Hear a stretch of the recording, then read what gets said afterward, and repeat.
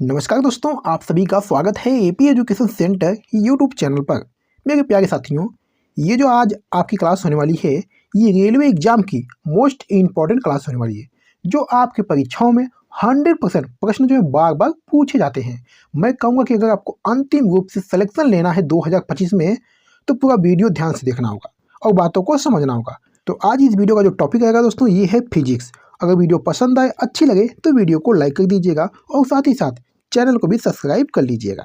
चलिए मेरे प्यारे साथियों, पहला प्रश्न आपके सामने है, सूर्य के प्रकाश में कितने रंग होते हैं? वेरी इंपॉर्टेंट क्वेश्चन है दोस्तों। मेरे प्यारे साथियों, इस वीडियो में टोटल 10 क्वेश्चन लिए गए हैं और सभी क्वेश्चन सेलेक्टेड और इम्पॉर्टेंट है।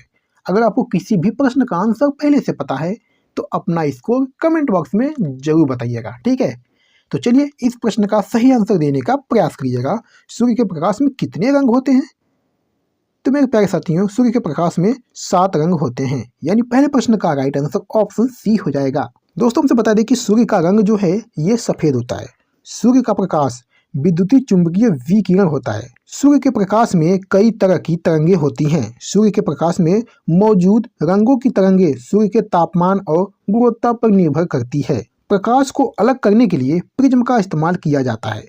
पृथ्वी के वायुमंडल में लाल, नारंगी और बैगनी जैसे रंगों की तरंगे कम तेजी से फैलती है, इसलिए सूर्य हमें पीला दिखाई देता है। चलिए दोस्तों, क्वेश्चन नंबर 2 देखिएगा। निम्नलिखित में कौन सा दर्पण वाहनों में हेडलाइट के रूप में प्रयोग किया जाता है? चलिए इस प्रश्न का सही आंसर दीजिएगा, कोई गलत नहीं करेगा दोस्तों।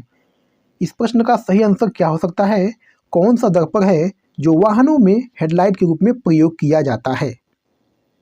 तो मैं कहूँगा दोस्तों कि ये अवतल दर्पण जो है इसका प्रयोग किया जाता है, यानी दूसरे प्रश्न का राइट आंसर दोस्तों ऑप्शन सी हो जाएगा।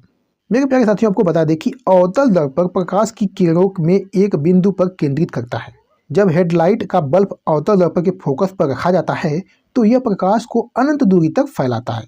प्रकाश के विक्षेपण के कारण प्रकाश वाहन के सामने अधिक क्षेत्र में फैलता है।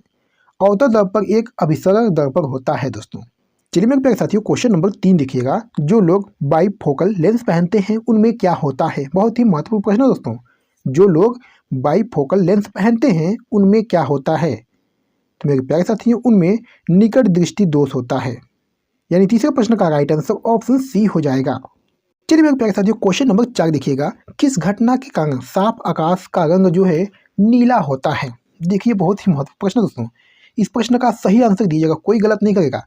किस घटना के कारण साफ आकाश का रंग जो है नीला होता है?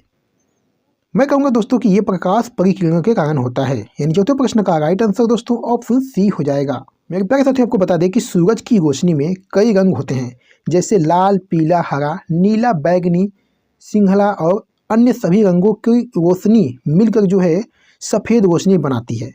जब यह सफ़ेद रोशनी पृथ्वी के वायुमंडल में प्रवेश करती है तो वायुमंडल में मौजूद गैसें और कण सूरज की रोशनी के रंगों को अलग अलग तरह से फैलाते हैं।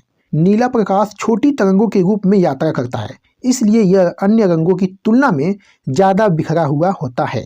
चलिए मेरे प्यारे साथियों, क्वेश्चन नंबर 5 देखिएगा। मायोपिया को और किस नाम से भी जाना जाता है? चलिए इस प्रश्न का सही आंसर दीजिएगा। मायोपिया को और किस नाम से भी जाना जाता है? तो मैं कहूँगा दोस्तों कि इसे निकट दृष्टि दोष के नाम से जाना जाता है, यानी पांचवें प्रश्न का राइट आंसर दोस्तों ऑप्शन ए हो जाएगा। मेरे प्यारे साथियों, अब वो कुछ एक्स्ट्रा पॉइंट बता दें कि मायोपिया को निकट दृष्टि दोष या अदूरदर्शिता के नाम से भी जाना जाता है।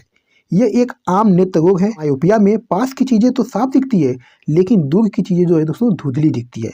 यह आंख की स्थिति तब होती है जब प्रकाश रेटिना पर ठीक से केंद्रित नहीं होता है। यह समस्या आमतौर पर बचपन में ही दिखने लगती है दोस्तों। टेलीविजन के बहुत पास बैठकर देखना भी मायोपिया का लक्षण हो सकता है दोस्तों। ये सभी इंपॉर्टेंट पॉइंट आपको याद रखना है। चलिए मेरे प्यारे साथियों, क्वेश्चन नंबर 6 देखिएगा। एक माध्यम से दूसरे माध्यम में जाने पर मूल पथ से प्रकाश के विचलन की घटना क्या कहलाती है? देखिए प्रश्न बहुत ही इंपॉर्टेंट है।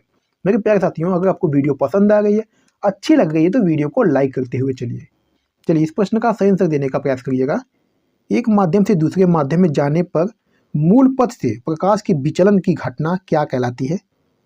तो मैं कहूँगा दोस्तों कि ये अपवर्तन कहलाती है, ठीक है? ये दोस्तों अपवर्तन कहलाती है, यानी छठे प्रश्न का राइट आंसर दोस्तों ऑप्शन डी हो जाएगा। चलिए क्वेश्चन नंबर 7 देखिएगा। तारों का टिमटिमाना मुख्य रूप से किसके कारण होता है? वेरी वेरी इंपॉर्टेंट क्वेश्चन है दोस्तों। तारों का टिमटिमाना मुख्य रूप से किसके कारण होता है? चलिए इस प्रश्न का सही आंसर देने का प्रयास करिएगा दोस्तों। तारों का टिमटिमाना मुख्य रूप से किसके कारण होता है? तो मेरे प्यारे साथियों, ये अपवर्तन के कारण होता है। यानी सातवें प्रश्न का राइट आंसर ऑप्शन बी हो जाएगा। चलिए मेरे प्यारे साथियों, आपको कुछ एक्स्ट्रा पॉइंट बता दें।